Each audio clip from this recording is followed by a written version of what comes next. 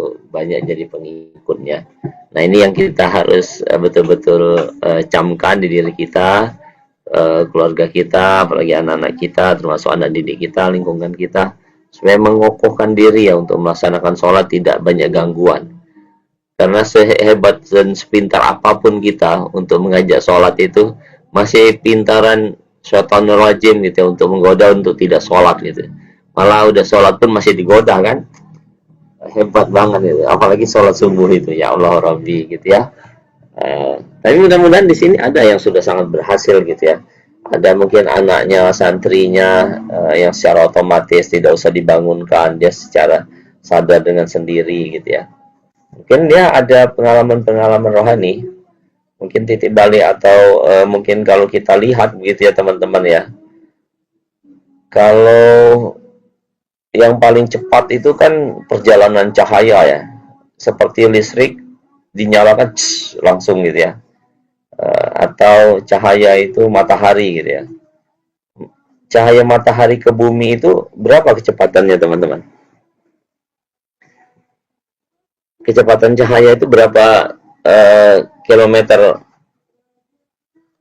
per detik atau berapa kecepatannya? Nanti dicek ya. Kalau per detik itu mungkin 300.000 ya per detik ya, mungkin di searching cari. Kalau cahaya matahari nyampe ke bumi ini saking jauhnya itu, padahal tadi kan kecepatannya nggak ada kecepatan buatan manusia, pesawat, jet tempur mau rudal secanggih apapun nggak ada kecepatannya sampai 300.000 kilometer per detik gitu ya. Ini ya cahaya itu kan lebih cepat lagi, termasuk cepat lagi gitu. Tapi kecepatan cahaya dia itu 8 menit lebih ya baru nyampe ke bumi ini. Baru terasa kadang-kadang kan, makanya kalau sudah pagi-pagi itu sepertinya cahayanya belum maksimal gitu ya. Tapi lama-lama ya terang gitu. Nah, apalagi di antariksa itu ya, nggak tahu berapa juta tahun kalau kita mau menembus luar angkasa itu ya. Karena bumi kita ini kan nggak sebutir pasir di pantai ya. Mungkin hanya debunya pun juga nggak sebanding dengan planet yang terbesar. Di tata surya seperti matahari kita ini kan lingkarannya ini, tata surya kita ini kan cuma salah satunya saja dari jutaan, malah dari tak terhingga saking banyaknya gitu ya di luar angkasa. Nah, kita mau menembus itu gitu, atau Nabi Muhammad ketika itu menembus itu untuk menerima perintah terkait dengan sholat ini. Allahu Akbar gitu ya. Makanya wajarlah kalau sholat itu diawali dengan Allahu Akbar. Tapi Allahu Akbar mungkin tanpa ilmu, tanpa pengetahuan yang mendalam, yang luas, sepertinya hampa saja. Nah, kita ingin menanamkan hal itu. Jadi bukan hanya sekedar rame, banyak, tetapi betul-betul berkualitas. Teman-teman sudah menonton gitu ya, bagaimana anak-anak di Palestina gitu ya. Luar biasa gitu ya, keimanan dan takwaan mereka kepada Allah gitu ya. Positive thinking saja gitu ya, walaupun mereka terzolimi atau dijajah gitu ya, atau diperlakukan semena-mena, tapi mereka tetap dalam keimanan dan ketakwaan yang tidak tergoda itu tadi gitu ya. Nah, kalau memang ia mampu, bisa kita bagi gitu ke yang lain. Kan ini harus ada referensi ya, artikel teman-teman ini yang terkait dengan pokok bahasan terkait dengan sholat ini ya. Harapannya satu kelompok itu referensinya itu ya 25 gitu ya. Tapi kalau satu orang mungkin kalau udah 10 kan satu anggota satu kelompok anggotanya 3 atau 4 atau berapa ya, kalau minimal 25 kan terlalu sedikit. Apalagi sekarang cari referensi kan lebih banyak, lebih gampang di online. Silakan, tidak ada masalah. Tapi harapannya itu menjadi pokok bahasan dan kajian tersendiri teman-teman, bagaimana memantapkan diri, bagaimana pengalaman-pengalaman yang lain yang pernah ada di muka bumi ini. Karena kan kalau ngumpulin jurnal buku kan sumbernya itu kan yang bisa sangat dipercayakan sebagai referensi kita. Kalau iya dapat, akhirnya apa yang teman-teman lakukan ya itu juga bisa berdampak buat diri, keluarga, dan lingkungan gitu ya, secara umum, termasuk anak didiknya. Ini yang kita harapkan dari pertemuan ini. supaya betul-betul action dan langkah-langkahnya itu setelah terjadi apa masalahnya atau apa kendalanya. Oh, kenapa kalau berhasil gitu ya, harapannya begitu. Oke, sebelum azan berkumandang mungkin satu dulu, siapa yang di Masjid Mushola yang diobservasi lebih dari 10 orang siswa anak usia SD-nya? Boleh angkat Di tangan. di tempat kami lebih dari Pak. Oke, luar biasa. Di mana tuh, Pak? Eh, di MK Alhayu Pak. MK Alhayu itu bawah naungan PCM Sukadana. Punya PCM Oke, oke. Sukadana Pak. Oke, Pak Mustahide ya. Oke, Iya. monggo Pak, bisa digambarkan Pak ada berapa, bagaimana sholat maghrib, isya, subuh, zuhur, asarnya gitu ya. Kemudian itu anak usia berapa saja, terus kemudian dari sekolah mana saja gitu ya, peran siapa saja sehingga bisa terwujud. Silakan Pak gambarkan hasil observasi Bapak dan Oh kelompoknya. iya. Sekarang Iya. pribadi Bapak dulu ya, walaupun nanti akan disatukan kelompok. Iya. Assalamualaikum warahmatullahi wabarakatuh Pak. Waalaikumsalam warahmatullahi Waalaikumsalam wabarakatuh. warahmatullahi Baik Pak. wabarakatuh. Jadi Wabarakatuh. tempat observasi saya adalah di MK Alhayu Madrasatul Quran Alhayu. Itu di bawah naungan PCM Sukadana, Pak. Jadi eh, kebetulan di situ itu terdapat TPQ, Pak. MQ kan Madrasatul Quran Alhayu, kegiatan belajarnya itu dari sebelum maghrib berjamaah hingga isya berjamaah, Pak. Alhamdulillah muridnya atau santrinya yang belajar Al-Quran di situ kisaran 100 lebih, Pak. Ya, 100 lebih dari masyarakat sekitar dan eh, masyarakat yang ada di sekitar MK Alhayu dan di Sukadana lah umumnya. Jadi terkait sholat maghrib, isya itu alhamdulillah sangat ramai jamaahnya ya karena tadi anak-anaknya itu dari usia TK, SMP dan ada beberapa yang SMA, Pak. SMA itu kalau yang ikut ngaji itu anak panti Pak, LKSA kita, LKS Panti Asuhan Penyu Muhammadiyah. Kan pas kebetulan di situ juga ada panti asuhannya Pak. Jadi di MKL Hayu ini, alhamdulillah warga-warga sekitar, eh, saya sendiri sebagai warga sekitar situ juga eh, sangat bersyukur bisa tinggal di lingkungan yang bernuansa Islami semua, eh, baik dari 5 waktu, sholat 5 waktu itu, masyarakat alhamdulillah kesadarannya sangat tinggi. Dan MKL Hayu, alhamdulillah anak-anaknya, kalau di luar jam sekolah, kalau yang jam-jam sekolah kan anak-anak pulang sampai sore ya Pak ya. Kalau di waktu libur, alhamdulillah anak-anak tanpa dikomando, tanpa diperintah, anak-anak warga sekitar itu dengan spontan mereka azan sendiri, sholat berjamaah semuanya. Itu dari orang tua dan anak-anak. Karena kebanyakan di kami, di warga Cirangga, masyarakatnya adalah masyarakat yang berpendidikan semuanya. Dan basicnya guru kebanyakan, Pak. Jadi mungkin itulah salah satu faktor yang menyebabkan eh, tingkat kesadarannya agak tinggi. Dan di samping guru itu, di situ juga gurunya kebanyakan guru agama, Pak. Guru agama Islam yang ada, yang tinggal di sini. Dan eh, kembali lagi tadi terkait dengan TPQ atau MK Al-Hayu tadi itu, pengajarnya adalah juga warga-warga sekitar. Warga sekitar sini yang alhamdulillah mudah-mudahan Allah membalasnya, eh, ibu-ibu dan bapak-bapak yang mengajar di TPQ di MK Al-Hayu, lillahi ta'ala. Mereka tidak digaji, tidak meminta gaji, tidak apa ya namanya, tidak ada upah lah ya, tapi upahnya Islam upah dari Allah Subhanahu Wa Taala. Jadi eh, partisipasi terhadap memajukan TPQ yang ada di di lingkungan sini sangat tinggi dan para orang tua atau ibu-ibu yang ngajar di sini dan bapak-bapak yang ngajar sini itu latar belakang kebanyakan adalah guru, Pak. Ya, terkait dengan sholat subuh, sama halnya dengan sholat lima waktu yang lainnya. Anak-anak juga yang kecil-kecil dari TK, yang dari warga sini, eh, tingkat kesadaran untuk mendirikan sholat itu sangat tinggi, Pak. Dan mungkin kebetulan juga di sini juga, eh, mohon maaf, kawan-kawan, untuk di pengurusan di MKL Hayu itu kebanyakan orang-orang, dari ayahanda-ayahanda yang ada di PDM dan kawan-kawan yang ada di PDPM, Pak. Jadi girohnya untuk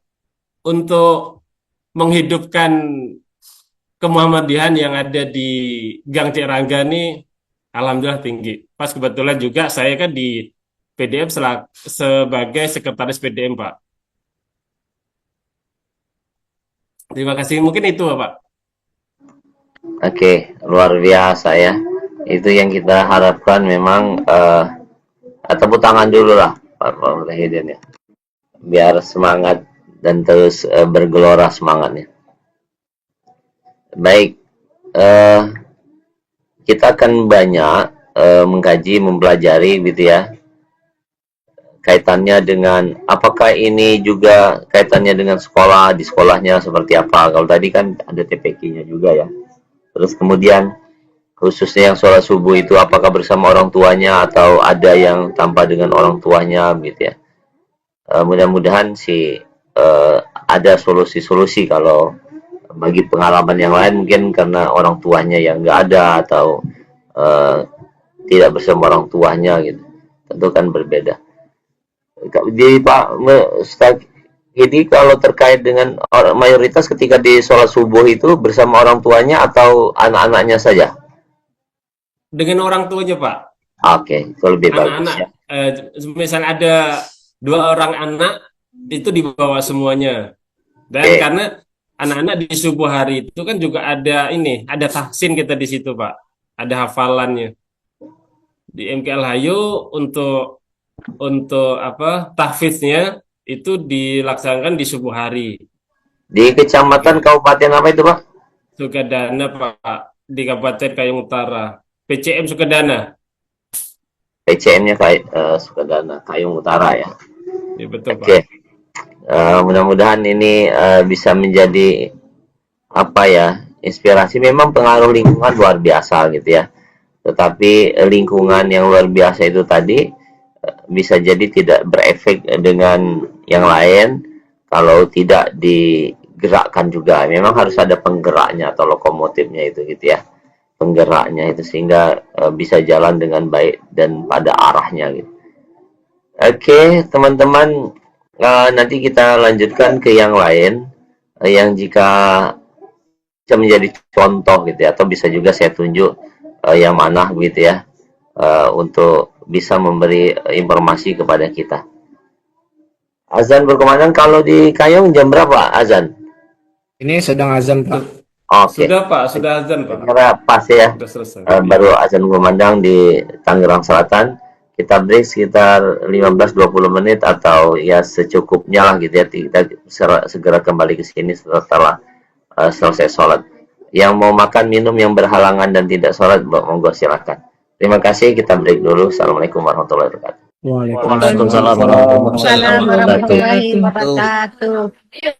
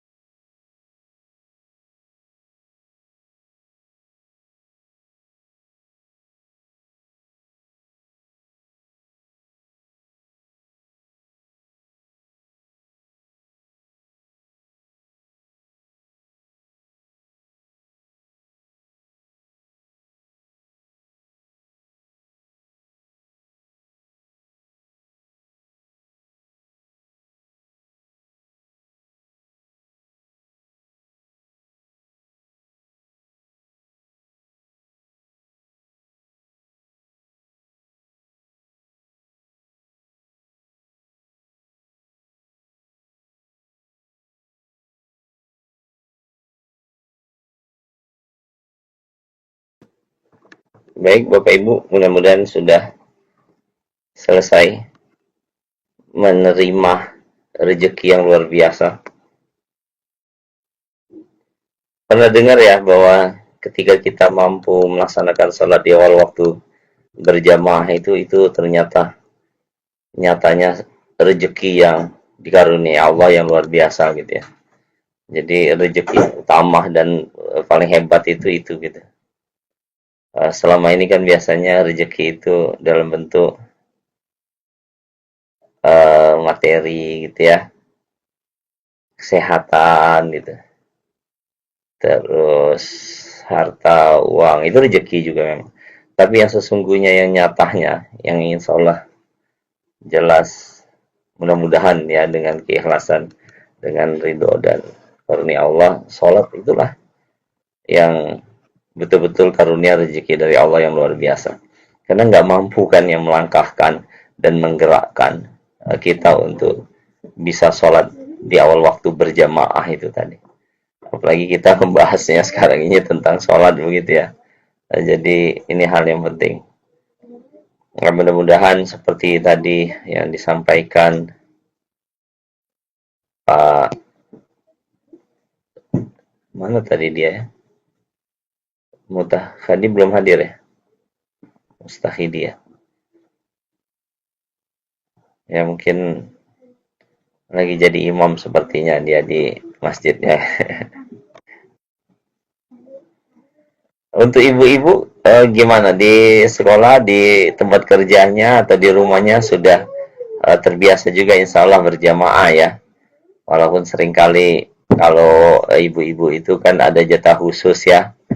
Dalam sebulan itu biasanya ada waktunya. Apakah itu bukan rezeki? Ya tentu Allah Maha tahu itu.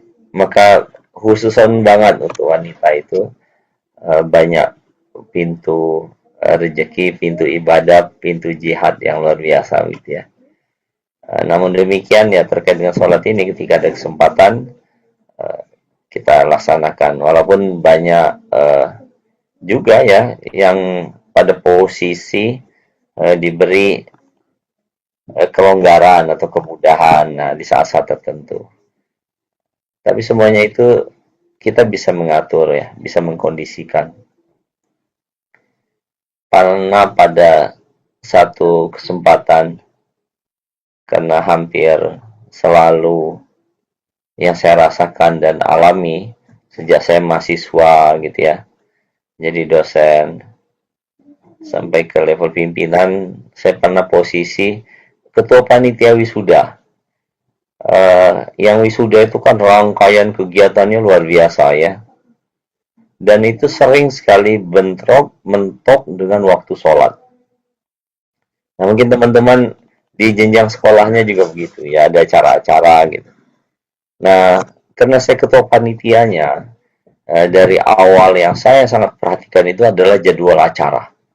Mana yang unpredictable, yang di luar dugaan kemungkinan terjadi sudah diantisipasi duluan gitu ya.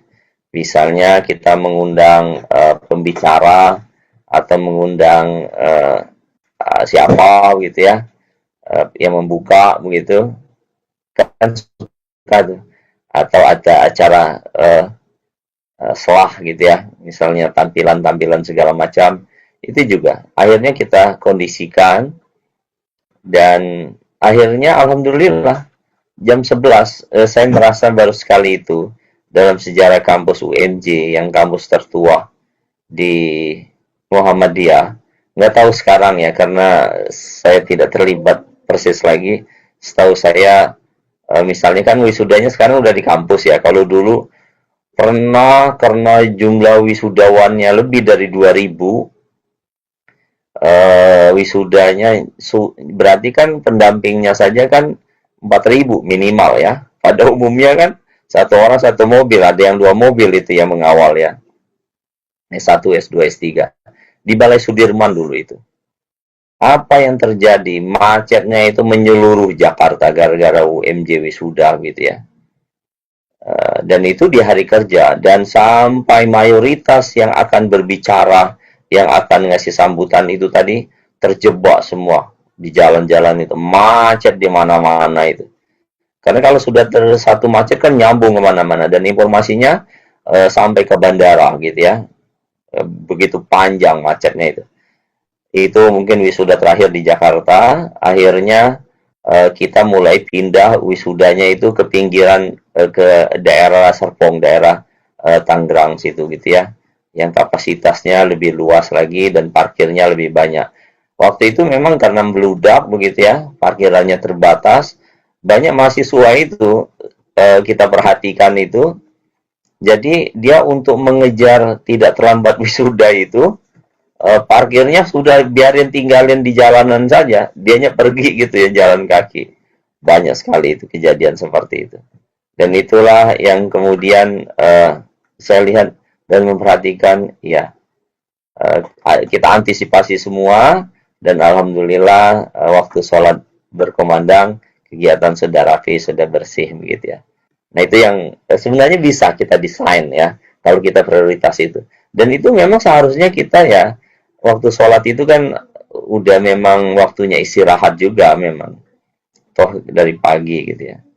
Nah ini yang perlu kita perhatikan. Seperti teman-teman kan kuliah dari pagi. Saya juga ngajar dari sebelum jam 7 tadi. Memang waktu zuhur itu waktunya kita mengatur sirkulasi darah kita supaya lebih baik ya kan. Nah, itu memang luar biasa. Sudah ada hasil penelitian yang begitu sehat ya. Terus kemudian bukan hanya kita harapkan itu, dampaknya itu urusan ke Allahnya saja kalau sholat sudah dilakukan dengan baik itu. Ada kemudahan-kemudahan, keindahan-keindahan yang kita lakukan. Ini Bapak Ibu Guru bisa mensponsori gitu ya. Biasanya kita itu sering tunduknya dengan wali murid gitu ya. Kalau guru itu. Atau orang tua siswa gitu. Nah, coba perhatikan urusan menu makanan. Yang merasa hebat, modern, keren gitu ya. Biasanya tidak menggunakan produk-produk yang paling dekat dengan sekolah. Padahal ajaran agama kita kan itu yang prioritas ya, belanja prioritas gitu ya kepada toko-toko, warung-warung yang di sebelah kita gitu ya. Tapi kan kadang-kadang kan kita nggak mungkin ya, mungkin yang terdekat dengan sekolah gitu, atau yang boleh memungkinkan dengan orang tua siswa yang punya usaha yang terkait gitu. Itu lebih bagus gitu. Kampus itu kan kalau belanja, teman-teman kalau wisuda itu kan perlu persiapan khusus ya. Insya Allah ini tahun berapa kira-kira wisudanya? Kalau wisuda sekarang kan di kampus sudah ada gedungnya tersendiri kita ya. Kalau tidak ada halangan, Pak, yang disampaikan Pak Kaprodi itu semester 3 kita harus sudah ada yang ujian tesis. Jadi insya Allah tahun 2027 awal ya Pak ya, biasanya wisuda bulan apa? Januari, Februari gitu Pak ya? Bulan November biasanya ingat saya. Tapi ada dua kali, sekarang itu ada 2 kali ya. Setahun itu ada 2 kali. Satu lagi bulan apa gitu, lupa saya persisnya. Jadi insya Allah itulah Pak, apa yang disampaikan Pak Kaprodi tadi malam, kan lama juga ngobrol dengan Pak Kaprodi itu Pak tadi malam. Oh iya, dia lagi ke sana ya? Iya betul Pak. Iya ya. Iya mudah-mudahan lah targetnya bisa tercapai gitu ya. Tapi memang harus dengan perjuangan gitu ya. Dalam perjuangan itu ya perlu pengorbanan, tapi tetap jaga kesehatan gitu ya. Cara menjaga kesehatannya diantaranya ya terkait dengan sholat, yang mudah-mudahan nggak ditawar-tawar. Dan ini nggak gampang teman-teman dapat rezeki, dapat karunia untuk dapat melaksanakan ibadah ini dengan sebaik-baiknya sesuai yang dicontohkan Rasulullah gitu ya. Karena apa? Karena perintah secara spesialnya pun juga luar biasa ya, ketika untuk melaksanakan perintah sholat 5 waktu ini. Mudah-mudahan setiap kita juga awal perkuliahan juga diingatkan supaya kita bertunjuk jalan yang lurus, yang setiap sholat kita baca itu dan kita meneladani Nabi yang begitu utamanya ibadah sholat ini begitu ya. Jadi kalau teman-teman bisa mengambil kebijakan di mana saja kapan saja ya berusahalah untuk prioritas menjadi penggerak pelaksanaan sholat. Tentu jangan juga sampai waktunya sholat di jalan tol nggak ada tempat istirahat, nggak ada rest area gitu. langsung berhenti karena waktu berkemana. Itu bukan seperti itu juga ya. Tentu ada rukhsahnya, ada kemudahannya ketika dalam perjalanan, ketika kondisi lagi nggak memungkinkan, tentu tidak mengganggu yang lain. Tentu tidak merepotkan dalam arti sampai memaksakan diri gitu ya. Baik, selain dari Pak Mustahidi tadi, ada lagi yang lain? Kalau nggak lebih 10, mungkin lebih dari 5. Syukur sudah siapkan hasil kerja dan tindak lanjutnya. Syukur dari tadinya tidak ada Pak, terus kemudian wah sampai 10, nah itu keren lagi. Izin Pak, Ya. Jadi untuk tugas UAS kita itu kemarin pernah Bapak sampaikan kita bikin artikel ya, Ya, yang di-submit. nggak mesti disubmit, dikumpulkan saja. Kalau Gitu. pokoknya kalau disubmit nggak berbayar boleh gitu ya. Jadi jangan sampai memaksakan yang harus berbayar itu ya. Saya termasuk nggak menyukai itu, walaupun kadang-kadang rada terpaksa juga begitu ya, karena kewajiban dosen untuk mengupload itu ya, ada standar key berapa gitu ya, standar Sinta berapa. Tapi untuk tugas ini supaya tidak, kalau mungkin tugas-tugas yang lain teman-teman sudah ada, apalagi nanti tugas akhir ya, biasanya ada standarisasi itu. Mudah-mudahan kalau di tugas mata kuliah ini ya cukup bikin modul dan artikel siap untuk disubmit gitu. Kalau disubmit yang nggak berbayar ya boleh silahkan gitu ya. Tapi kalau yang artikel ini berawal dari laporan tugas-tugas kelompok kalian ya, per kelompok silakan. Jadi dijadikan satu, mungkin latar belakangnya disesuaikan, permasalahannya disesuaikan, tujuannya disesuaikan, prosesnya disesuaikan, digambarkan gitu ya. Masing-masing kalau berbeda digambarkan satu persatu, ada titik temunya sama, disampaikan satu saja. Terus kemudian terkait dengan hasil,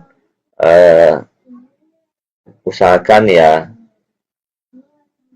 beberapa hasil yang ada itu disampaikan saja, dampaknya atau implikasinya gitu kepada apa yang sudah dilakukan begitu. Mungkin siswa atau anak didik atau lingkungan yang sudah menerima manfaat itu gitu ya. Harapannya biar nanti direkap, bisa kami juga akan merekap secara menyeluruh dari beberapa kelas yang ada itu seperti apa gitu ya. Ada info misalnya di kelas lain itu dia menciptakan minggu ceria misalnya begitu ya. Yang tadinya karena kondisinya tidak ada sama sekali, dengan adanya minggu ceria itu ternyata bisa menghadirkan cukup banyak begitu ya. Puluhan gitu, mungkin sampai ratusan juga. Dan itu kerelaan, keikhlasan orang tuanya juga melaksanakan itu gitu. Yang tadinya tidak ada. Jadi atas kompromi, atas diskusi, atas musyawarah, mereka melakukan itu misalnya setiap seminggu sekali, namanya minggu ceria, tentu dengan difasilitasi.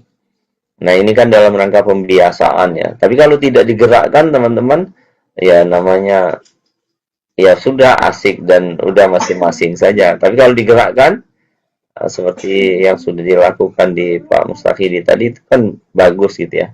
Supaya dicontoh, dilihat dari yang lain. Nah, ini kan tugas individu itu misalnya karena kalau dia satu wilayah, satu tempat, misalnya Pak Mustahidi di situ ada beberapa mahasiswa di sini, ya cukup bersama-sama saja mengembangkannya di satu masjid itu. Tapi kalau di kelompoknya itu misah-misah di berbagai wilayah, di berbagai tempat gitu ya, susah untuk menyatu, nah maka boleh yang lainnya itu ya sesuai dengan masing-masing, tapi diskusi bagaimana tindakannya, bagaimana solusinya, bagaimana action yang harus dilakukan lagi. Jadi terus ada evaluasinya gitu ya, tindak lanjut lagi. Berapa kali ya sesuai kemampuan teman-teman lah, paling tidak menurut saya 2 kali action sudah juga cukup gitu ya, sehingga dapat gambaran supaya nanti juga ada yang melanjutkan.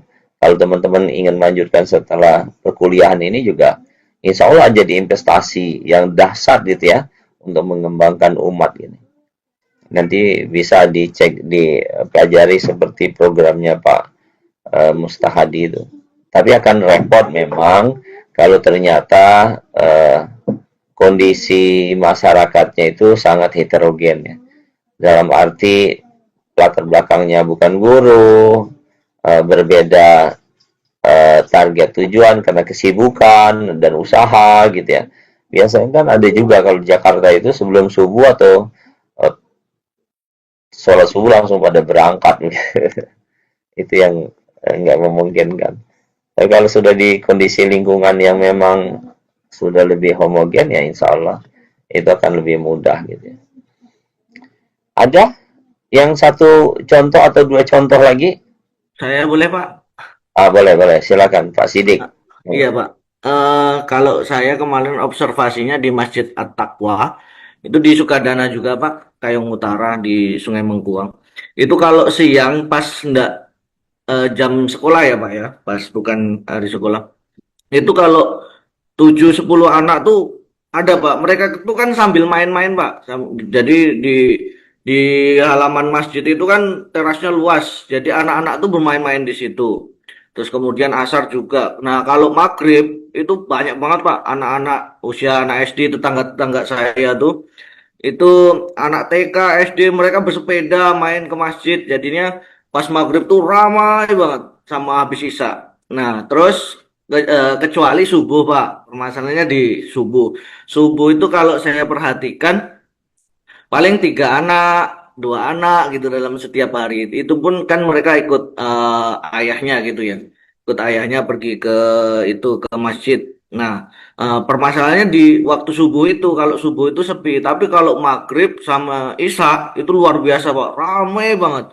Jadi di sebelum azan itu anak-anak udah kumpul semua di masjid itu, mereka berlarian di terasnya kan luas, berlarian seperti itu. Nah, kalau saya perhatikan, kalau di tempat saya dulu gitu kan, anak-anak itu ramai karena ada kegiatan subuh. Nah, kalau di sini kan enggak ada, karena TPQ-nya TPQ-nya enggak ada di masjid ini. Jadi anak-anak sini ini cenderung ngaji Al-Quran, belajar baca tulis Al-Quran itu di rumah-rumah warga. Jadi ada Pak RT itu ada buka ngaji. Jadi anak-anak tuh ngajinya di situ. Jadi enggak kelihatan rame di masjidnya. Kemudian setelah maghrib itu mereka selesai ngaji, mereka tuh berbondong-bondong ke masjid. Jadi pas maghrib sama isya itu benar-benar rame kalau di situnya. Nah, kecuali subuh itu. Nah, itu kalau saya berpikir-pikir kayaknya memang perlu adanya itu kegiatan seperti itu. Kayak Pak Mustahidi tadi ya, itu bagus banget, Pak.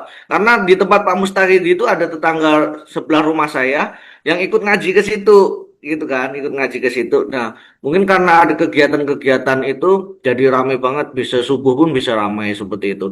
Jadi solusinya mungkin Takmir harusnya itu menciptakan kegiatan-kegiatan difokuskan di situ. Mungkin TPQ-nya difokuskan di masjid, jadi masjidnya jadi ramai seperti itu, Pak.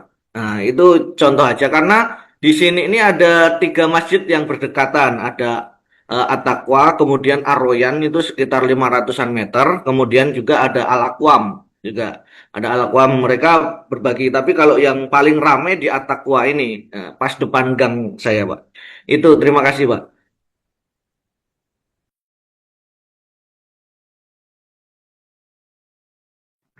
Oke, makasih Pak Sidik. Mudah-mudahan apa action yang ketika subuhnya hanya 1-2 orang itu yang sudah dilakukan? Mungkin dengan orang tua, mungkin pengurus masjid, mungkin dengan guru. Untuk sementara ini saya belum ada action, Pak. Mungkin nanti ada ngomong-ngomong dengan tetangga itu kan takmirnya juga tetangga saya gitu kan, kawan Ya. seangkatan juga itu. Karena kami ini kan mayoritas pendatang ya, Pak ya, di sini ini kan di perumahan seperti itu. Nah, nanti mungkin ada ngomong-ngomong karena kemarin ikut kayak kegiatan-kegiatan sholawat dan sebagainya macamnya itu cuman orang-orang tertentu yang mau ikut hal seperti itu, Pak. Terima kasih. Iya, baik Pak Sidik. Mudah-mudahan Pak Sidik bagian dari penggerak di sana. Nanti apa sudah ada belum di sana remaja masjidnya gitu ya, nanti bisa dibentuk, dikondisikan supaya bisa ngawal anak-anak ini tadi dengan berbagai kegiatan yang menarik. Nah, pendekatan bagaimana menyediakan dan kondisi lahan masjid yang luas sehingga anak-anak main itu sangat positif gitu ya. Mungkin kalau misalnya bisa difasilitasi di situ sarana olahraga yang lain, ada kemarin itu di grup itu, tapi itu mahal ya, cari yang murah saja sesuai dengan kondisinya. Disediakan alat fitness itu di satu masjid itu, banyak banyak alatnya juga, bukan satu dua alat gitu ya, untuk angkat beban, untuk segala macam lah perlengkapan peralatan itu ya, kayak model sepeda statis segala itu. Nah ini kan pendekatan begitu untuk mengajak masyarakat dan anak-anak juga. Tapi yang murah meriah bisa jadi sekedar misalnya olahraga, kalau memang luas lahannya ya kawan perlu ada badminton, kalau sangat terbatas mungkin tenis meja gitu ya. Itu kan anak-anak itu perlu gerak gitu ya, apalagi sekarang kondisinya ya memang senangnya di HP gitu ya. Di HP pun juga kalau memang bisa diarahkan, yang penting anak-anak ngumpul disediakan wifi. Paling tidak supaya senang juga di masjid, ada kopi, susu, tehnya gitu, jahenya gitu ya. Mudah-mudahan begitu. Mungkin contoh yang di Masjid Joko Karyan itu ada yang sudah pernah ke sana mudah-mudahan, atau ada dari sana ini. Ada? Yang programnya sudah luar biasa ya. Sehingga betul-betul memuliakan tamunya. Orang mau ke kamar mandi saja difasilitasi yang bersih, yang rapi gitu ya. Yang mau istirahat, musafir, tidur silakan gitu. Sarapan paginya sampai udah berapa porsi kan? Udah ribuan ya porsinya ya sarapan paginya. Itu dahsyat sekali itu. Masjid kampus kita pun tadinya itu kan di lantai 4 di gedung Cendekia itu udah disediakan. Tapi informasinya strukturnya kurang bagus setelah dibangun, padahal nilainya cukup besar sehingga belum terrealisasi. Karena kalau digerakkan di kampus kita itu kapasitasnya paling 500-600 orang gitu ya, baru satu fakultas ilmu pendidikan saja sempat kita kondisikan mahasiswa untuk berangkat ke masjid semua, ngantri wudhunya, ngantri kamar mandinya, ngantri juga sholatnya begitu. Wah, akhirnya perlu tambahan perluasan masjid yang kapasitasnya paling tidak 4.000 ya, atau kalau misalnya gantian mungkin ada yang masuk pagi, sore, siang, malam, kita anggap sehari itu bisa minimal 2.000 kapasitasnya gitu ya. Nah kita belum memenuhi untuk itu, belum tempat duduknya, belum yang lain-lainnya. Sementara akhirnya terbatas, akhirnya di musola fakultas masing-masing yang banyak itu ya. Di masjidnya ya ada juga tentu, walaupun tidak seideal yang kita harapkan program-program dan jamaahnya. Tapi ya sudah termasuk lumayan. Nah ini kita betul-betul menggerakkan itu ya teman-teman di sekitar kita. Tentu akan banyak tantangan, tapi ya tentu dengan kesabaran, istiqomah, seperti Muhammadiyah yang sudah lebih 100 tahun usianya, ya insya Allah lah bermanfaat ya, paling tidak mengokohkan, menguatkan gitu ya, membentengi iman-iman anak-anak generasi muda sebagai penerus bangsa ini, supaya ya tetap berada di jalan kebenaran dan dalam rangka mencapai tujuan Muhammadiyah ya. Nah, mungkin kita belajar ke Muhammadiyah kan tetap concern kepada tujuan Muhammadiyah yang menegakkan dan menjunjung tinggi agama Islam, sehingga terwujudnya masyarakat Islam yang sebenar-benarnya itu. Ketika kita menegakkan dan menjunjung tinggi agama Islam, ya tentu kita ingatkan siapapun itu yang terlibat dan bergerak di Muhammadiyah, termasuk saya nggak bosan-bosannya gitu ya mengingatkan, apakah itu karyawan, apakah itu dosen-dosen yang masih junior gitu ya, kalau di ranting cabang, daerah, wilayah, dan pusat itu memang pengajian bulanan itu wajib gitu, sebulan sekali itu minimal gitu ya.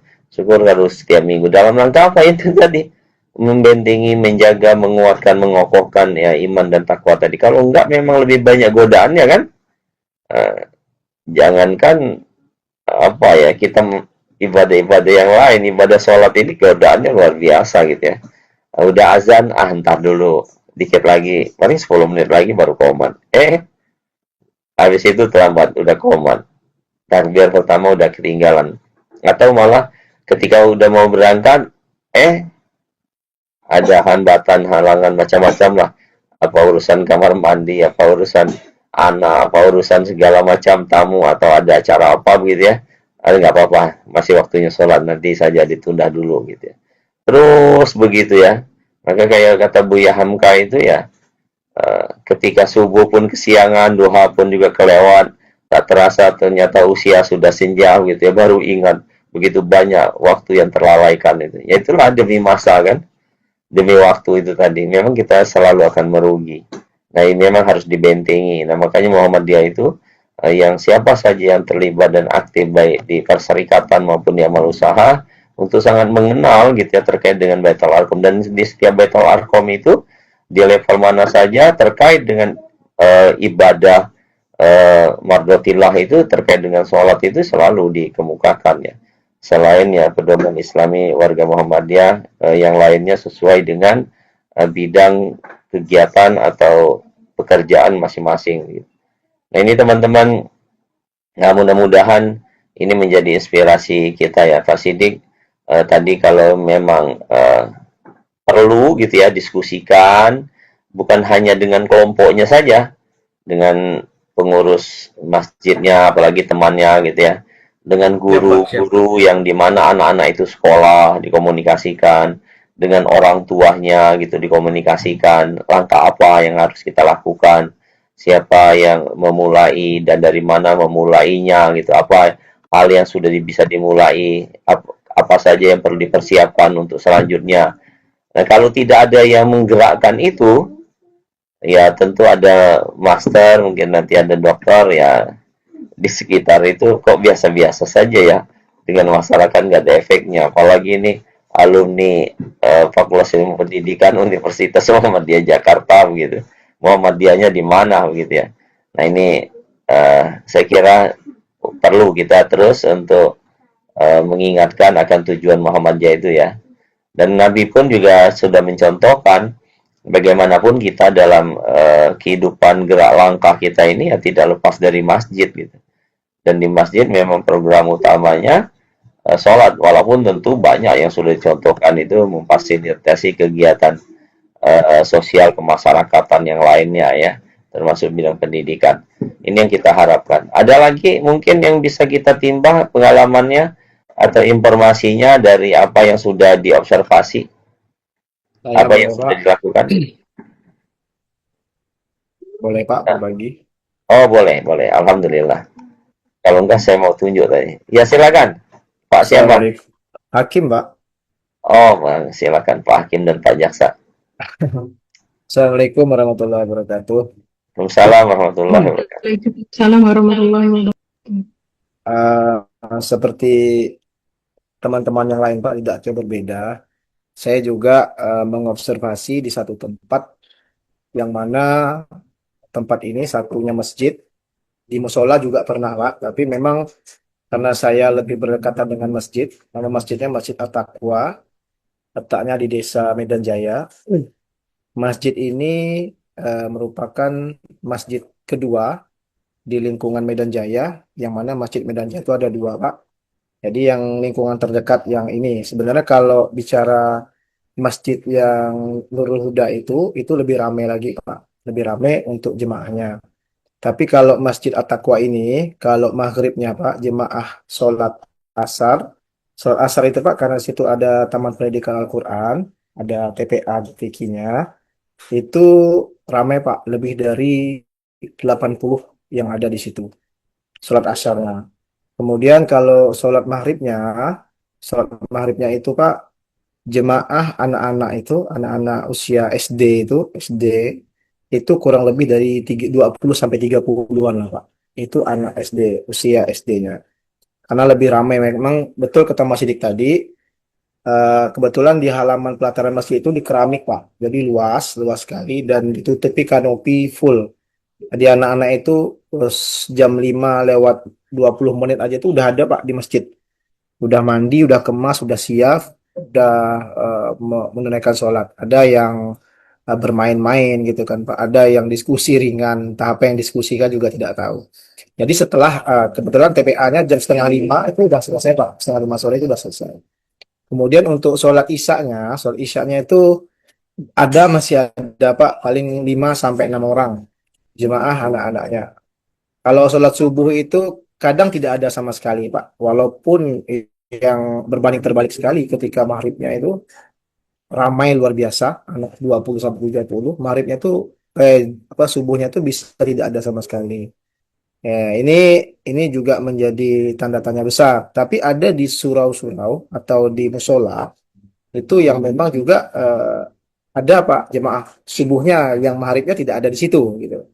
Jadi kadang-kadang maghrib anak tidak ada di musola itu, tapi subuhnya ada gitu. Subuhnya ada jemaahnya. Kadang ikut orang tuanya yang mungkin lebih dekat dengan rumahnya. Karena ketika maghrib kadang-kadang orang tuanya maghrib di jalan karena jarak jauh untuk pekerjaan dan rumahnya yang tidak terjangkau waktu. Karena anaknya mungkin tidak sholat. Jadi ketika subuh orang tuanya bangun subuh untuk berangkat kerja sholat, karena rata-rata sini Pak perkebunan Pak, petani kebun sawit gitu kan, nah, berladang gitu. Maka ada yang bangun subuh itu anaknya dibangunkan mungkin diajak sholat subuh. Jadi kalau untuk sholat zuhur juga sama Pak, kurang lebih sholat subuh. Jangankan jemaah anak-anaknya, jemaah dewasanya juga itu sedikit sekali. Karena memang di tempat saya itu rata-rata semua orang bekerja di lingkungan itu bekerja di luar semua Pak. Ada yang di kota kabupaten, jadi bolak-balik gitu Pak. Lebih pulang nggak pulang tuh ya dekat menjelang mau maghrib gitu. Ada yang kerja kebun, jadi posisinya tidak ada di tempat semua. Ada pun ya satu dua orang saja. Jadi bicara actionnya kami melalui itu tadi Pak, melalui gerakan-gerakan yang ada di remaja masjid, perekrutan remaja yang baru dari usia SMP ke SD SMP itu udah ada perekrutan untuk remaja masjid untuk membangun masjid.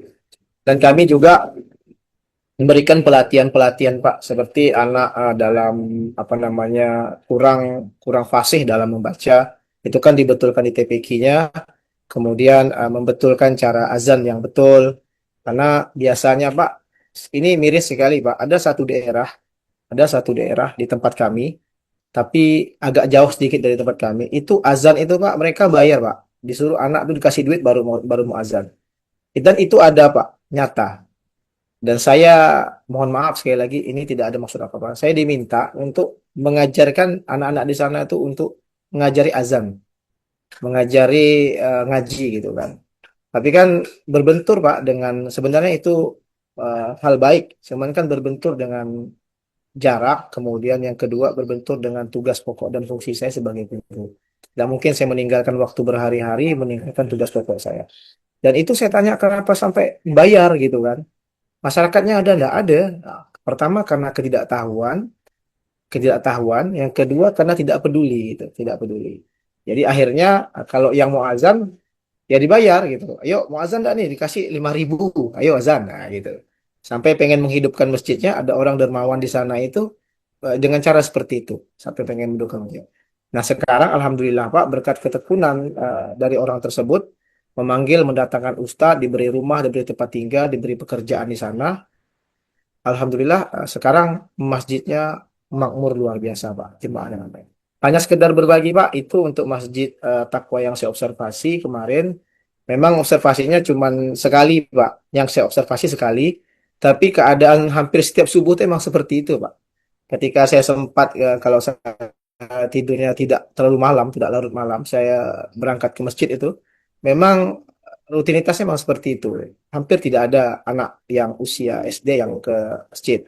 Tapi kalau di salah satu surau yang dekat atau musola yang dekat rumah saya ini, tempat tinggal, tepatnya tidak jauh di belakang rumah Pak Heru itu ada musola di situ. Saya pernah juga berjemaah di situ. Itu ada Pak, malah ada dua tiga anak yang memang hadir terus terutin karena pertama dekat, kedua orang tuanya memang mengajarkan mungkin anaknya untuk bangun sholat subuh. Terima kasih Pak, itu hanya sekedar berbagi hasil observasi kemarin terhadap salah Oke. satu apa namanya tempat ibadah yang di tempat saya. Terima kasih. Assalamualaikum warahmatullahi wabarakatuh. Waalaikumsalam warahmatullahi wabarakatuh. Sebentar Pak Hakim. Ya, semangat dan luar biasa ya. Mudah-mudahan eh, terus berlanjut ya sampai menjelang UAS itu. Amin. Amin. Sampai UAS. Sudah ada rencana tindak lanjutnya dengan kondisi yang terkait dengan sholat subuh itu untuk dilakukan apa, Pak Hakim? Kemarin Pak sudah komunikasi Pak dengan pengurus masjid ya. Apa yang mau Kemudian saya, dilakukan? saya tanyakan apa kenapa nih jemaah kita nih kan terkait jemaah ini anak-anak kita nih tidak ada nih memang sulit nih katanya penggerak. Nah, terus terang kami kemarin kerjasama Pak dengan guru TPK-nya Pak, guru-guru ngajinya di situ. Kami Hmm. sampaikan untuk dapat menggerakkan anak-anaknya untuk sholat subuh. Jangan hanya pada sholat maghrib saja yang ramai. Kemudian hidupkanlah masjidnya dengan sholat subuh, anak-anak datang ke masjid gitu lah. Jadi kami mencoba mendekati guru-guru ngajinya Pak. Guru-guru ngajinya kami dekati, kami sampaikan. Dan bagi yang dekat-dekat dengan masjid itu, kami menghimbau langsung Pak, bagi anak yang sholat maghrib itu, saya langsung ajak mereka ketika saya sholat, yolah subuh saya bilang datang, kita ramaikan subuh di masjid. Nah, jadi subuhnya ke masjid, jangan maghrib tidak ramai ya, gitulah Pak. Kurang lebih seperti itu Pak, actionnya yang Oke. udah kami lakukan. Nanti kompromikan juga dengan satu tim kelompoknya gitu ya. Kalau satu kelompok sama siapa saja Pak Hakim? Kalau saya kemarin Pak sama Pak Agus Diansyah Pak, Jauh ya Pak lokasinya Pak ya? jauh Pak. Pak Agus Diansyah dekat Pak. Cuman Pak Agus Diansyah sekarang sedang sakit. Oh, Kalau Pak Andriansyah sudah mengundurkan diri. Yang dekat nih sama Pak Heru Susanto Pak, saya ini sebenarnya. Ini dekat ya. sekali. Kalau dekat dan memungkinkan dibina bersama, silakan. Tapi kalau ternyata agak berjauhan dan memang tidak memungkinkan untuk di satu masjid itu, boleh dilakukan masing-masing. Tapi solusinya dibahas bersama. Tindak lanjutnya dibahas bersama, begitu ya. Nanti Oke Pak, dicoba makasih. dilakukan, terus jalin komunikasi dengan pengurus masjid, dengan remaja masjid, dengan orang tua sekitar sana gitu ya. Enak, apalagi sudah ada TPQ. Mungkin dengan guru yang sekolah tempat anak itu juga perlu dikomunikasikan. Misalnya guru akan memberikan lembar checklist pelaksanaan ibadah sholat 5 waktu gitu ya, plus ngaji kalau ada TPQ juga gitu. Maka itu menjadi penghargaan dan apa ya, reward tersendiri begitu ya. Walaupun tentu yang perlu diingatkan bahwa utamanya itu reward dari Allah. Reward-reward yang lain mudah-mudahan bisa diberikan juga atau dilakukan juga walaupun tidak berbentuk materi ya. Seandainya berbentuk materi tidak ada masalah juga. Tapi tetap diingatkan keutamaannya itu untuk meningkatkan gimana ketakwaan siswa. Jadi ada ilmu yang diberikan selain memang kita tidak bisa memungkiri ya, siapapun kita sudah ada hasil penelitiannya itu ketika orang itu dikasih penghargaan, dikasih reward, dikasih sesuatu itu dalam bentuk materi itu memang motivasi utamanya mayoritas itu berapa puluh persen mungkin arahnya ke situ. Dan tetapi kita memfasilitasi anak-anak atau siapapun untuk bisa termotivasi karena sesuatu yang bentuk materi itu oke dilaksanakan karena itu jelas pemberi semangat, tapi itu penyemangat sampingan saja. Tapi ada yang utama ya, bagaimana kita menginformasikan ilmu pengetahuan terkait dengan perlunya dekat dengan Allah Subhanahu wa taala gitu ya, untuk melaksanakan perintahnya yang luar biasa itu tadi. Nah, mudah-mudahan bisa dilakukan Pak ya, proses siklus atau tindakan bagian dari tindak lanjut dengan kondisi yang ada. Itu tantangan tersendiri sehingga lambat laun akan menjadi kenyataan gitu ya. Dan ini mudah-mudahan ada kesempatan setelah data dari beberapa kelas atau dari data-data sebelumnya bisa kita kumpulkan dengan berbagai kondisi masalah yang ada di lapangan begitu ya. Karena kan program pemerintah terkait dengan 7 kebiasaan itu diantaranya kan kebiasaan untuk bangun lebih awal dan laksanakan sholat bagi yang muslim itu kan. Nah, ini yang menjadi tantangan kita loh. Ternyata banyak sekali yang tidak melaksanakan, mungkin melaksanakan mungkin melaksanakan tapi kemudian juga di rumah atau sendirian atau bisa jadi lelap masih tertidur gitu ya. Tapi kalau yang memang bisa dikondisikan dalam rangka memakmurkan masjid dan musola, apalagi dengan program-program yang menarik setelah sholatnya begitu ya, tapi tetap diawali dengan sholat, ya mudah-mudahan lah gitu. Yang akan terpantau khusus ya. Kalau dengan orang tuanya itu kan kita menyadarkan orang tuanya. Kalau orang tuanya saja tidak bisa mengajak dan memberi contoh, akan berarti kan orang tuanya dulu dong yang ajak diskusi. Tapi untuk anak-anak yatim itu saya menyatakan lebih mudah ya. Di sekitar saya ini khususnya anak yatim yang laki-laki ya, usia SD dan SMP, betul-betul saya khususkan untuk mereka itu. Saya sapa, tapi pengen gitu ya mencontoh. Katanya Nabi Muhammad itu, anak-anak lain itu ngiri. Anak-anak lain itu ngiri. Kenapa? Kepada anak yatim. Kenapa ngiri kepada anak yatim? Karena sangat disayang oleh Rasulullah gitu ya. Kita gimana caranya itu ya menyayangi anak yatim itu, memuliakannya itu luar biasa gitu seharusnya gitu ya. Nah, mudah-mudahan deteksi itu teman-teman yang perlu kita perhatikan, ajak khusus gitu ya, dalam rangka membina, memupuk, menumbuhkan, menguatkan gitu ya, membentengi iman itu tadi. Memang dengan sholat itulah, memang dengan sholat dan sabar gitu ya, insya Allah permasalahan dan berbagai kondisi yang ada bisa diselesaikan dengan baik dan tepat sasaran. Dari udah berapa? 3 contoh ya tadi ya, Pak Untahadi, Pak Sidik, Pak Hakim. Mudah-mudahan yang lain dipersiapkan, dibahas di kelompoknya, apa tindak lanjut yang akan dilakukan. Tindak lanjut itu diskusi teman-teman, tapi jangan lupa membaca buku, mencari referensi, baik buku yang terkait dengan itu, apakah motivasinya, apakah bagaimana pembinaan teknik, metode pendekatan mengajarnya, atau dengan komunikasikan kita dengan orang tua, guru, murid, atau seperti tadi pengurus masjid atau remaja gitu ya, sehingga ini betul-betul bergerak dan menjadi investasi insya Allah yang berkelanjutan untuk Bapak Ibu semua gitu ya. Oke, Ibu Bapak, sampai di sini ada yang mau ditanya, monggo. Izin Pak. Ya, silakan Bu. Tidak. Iya, terima kasih Pak. Kaitan tadi Pak yang Bapak menyampaikan bahwa untuk tugas UAS itu kan ada artikel dan modul. Kemudian untuk artikel yang jelas berkaitan dengan sholat berjamaah ini kan Pak. Ya. Kemudian yang untuk modulnya Pak mungkin mohon penjelasan kembali. Terima kasih. Ya. Untuk modul Ibu di kelompok berapa pembahasannya apa Bu? Tentang etika, moral, dan akhlak Pak. Oke, luar biasa.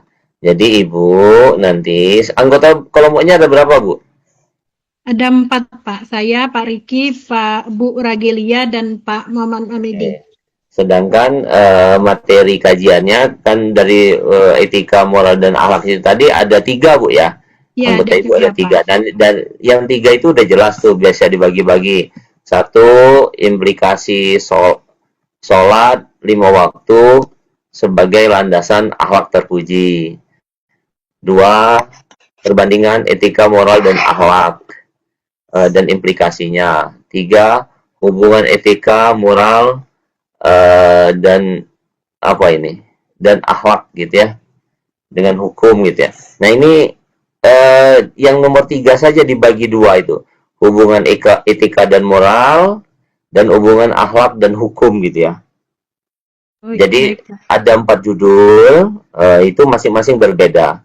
Referensinya silakan dikompromikan gitu ya. Harapannya ada referensinya. Modulnya seperti Ibu Bapak, modul yang untuk keperluan mengajar saja udah cukup begitu ya. Jadi ya sudah biasa dilakukan. Sederhana saja gitu ya. Bisa dimengerti Bu? Insya Allah bisa. Untuk halamannya apa ada batasan atau maksimal atau bagaimana? Ya, disesuaikan saja lah. Kalau memang sudah 5-6 halaman sudah cukup lah. Baik Pak, terima kasih. Assalamualaikum warahmatullahi wabarakatuh. Assalamualaikum warahmatullahi. Nah itu ya kriterianya, usahakan yang modul itu masing-masing berbeda begitu ya. Dari padahal satu kelompok kan satu pembahasan, jadi dibagi-bagi supaya berbeda saja gitu ya. Walaupun akan sangat cepat juga ya, bantu sama AI juga silakan gitu ya. Kasih kriteria, kasih form gitu ya, apa instruksinya, idenya. Terus kalau yang artikel, nah dari teman yang berbeda-beda dan walaupun sama juga karena kondisi masjid dan musholanya sama, ya silahkan. Tapi kalau yang berbeda-beda jarak tempuhnya jauh, ya dikemukakan gitu ya. Tapi itu walaupun tugas menjadi tugas kelompok gitu ya, tidak usah juga diterbitkan, tapi kalau mau diterbitkan, carilah yang nggak berbayar gitu atau yang murah, tapi silakan, tidak diwajibkan. Tapi yang mengirimkan draftnya saja dengan data lebih lengkap gitu ya, terkait dengan kondisi real di lapangan seperti apa yang direncanakan ditindaklanjuti dan sudah ditindaklanjuti hasilnya apa, itu jauh lebih bagus gitu. Atau itulah yang kita harapkan. Begitu ya teman-teman. Pak, Oke. maaf, lanjut lagi Pak, Ya, kaitan ya. dengan artikel. Jadi untuk artikelnya nih Pak, kan kami kebetulan jarak jauh ya Pak. Jadi saya dengan Pak Riki maupun Pak Hamidi, kecuali Pak Hamidi dengan Bu Ragilia lah Pak, yang berdekatan. Nah, jadi untuk artikelnya itu dibuat satu atau satu kelompok satu atau masing-masing Pak? Di satu kelompok satu, tapi yang satu kelompok yang jaraknya bertempuhan, yang jarak tempuhnya jauh-jauh itu dijadikan data bersama. Misalnya latar belakang kondisinya apa misalnya. Kalau ada yang perlu ditambahkan latar belakangnya dan permasalahannya ditambahkan, disesuaikan dengan kondisi di masing-masing tempat tadi.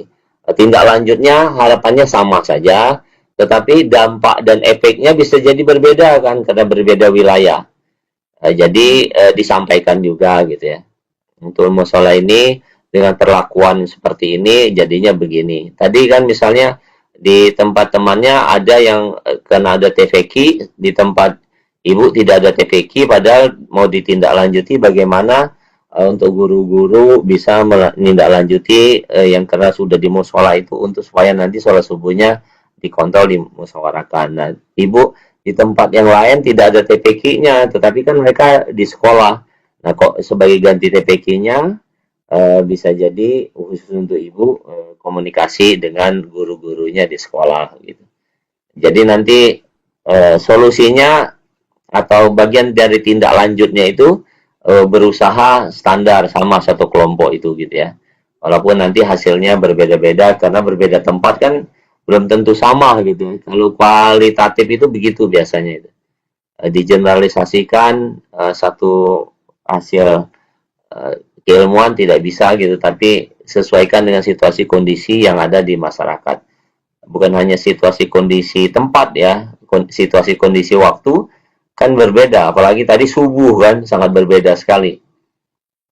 Kadang-kadang subuh di satu tempat dengan tempat lain juga berbeda juga, karena mungkin cuaca, ya karena mungkin daya dukung alam, karena daya dukung pencahayaan atau kondisi fasilitas yang ada gitu ya. Kan kalau gelap atau terlalu gelap atau kurang aman, kalau kurang nyaman lewatin kelapa sawit yang di sana masih banyak ular atau hewan liarnya, tentu ya jangan gitu ya. Nanti diseruduk kan bahaya gitu. Jadi cukup komunikasi dengan pengurus masjidnya, nanti wawancara gitu atau ada share rekaman atau catatan yang dititip gitu. Ada apa-apa yang ingin kita ketahui. Ada lagi? Izin Pak. Baik, terima kasih ya Pak. Kasih. Assalamualaikum. Salam. Ya Pak Heru, silakan. Iya Pak. Ya terkait dengan artikel itu Pak. Kebetulan saya nih kelompoknya itu kan jauh-jauh nih Pak. Saya Ya. di Sipilir dan kelompok lain ini di Sukadana. Jadi kan beda kecamatan. Jadi apakah saya bisa kelompok atau gimana Pak? Cuman opsi itu ada Pak. Saya dengan Pak Hakim ini kebetulan Pak Hakim ini kawan-kawan kelompoknya kan lagi satu yang keluar, satu lagi sedang sakit ini. Jadi apakah saya bisa berkolaborasi dengan Pak Hakim atau gimana nih Pak?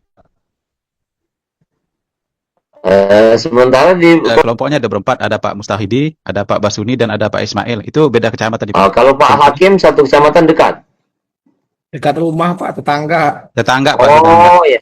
Sedangkan Pak Hakim cuma sendiri. Untuk Untuk sementara sendiri Pak. Oh, boleh bergabung, boleh. Tentu izin ke anggota kelompoknya ya. Iya. Nanti kan saya konfirmasi dengan kelompok kami Pak. Ya, koordinasi ya. Nah, silakan gabung sama Pak Hakim. Jadi bisa memaksimalkan kondisi di masjid yang terdekat itu tadi ya. Iya Pak. Ya, Oke, terima kasih bagus. Pak. Oke, makasih. Ada lagi? Cukup ya?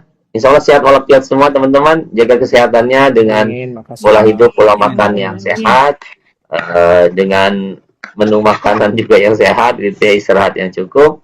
Mudah-mudahan kita sehat walafiat semua. Terima kasih. Lebih kurang mohon maaf. Kita tutup dan akhiri dengan sama-sama baca hamdalah. Alhamdulillah. Alhamdulillah kita ketemu minggu besok dalam kondisi sehat walafiat semua dan Amin. sudah Allah. lebih real, lebih nyata tindak lanjutnya ya. Sudah mulai action tindak lanjutnya ya. Supaya nanti ada hal-hal yang baru bisa disampaikan. Terima kasih. Kita tutup and for all. Baik, assalamualaikum warahmatullahi wabarakatuh. Waalaikumsalam warahmatullahi wabarakatuh. Warahmatullahi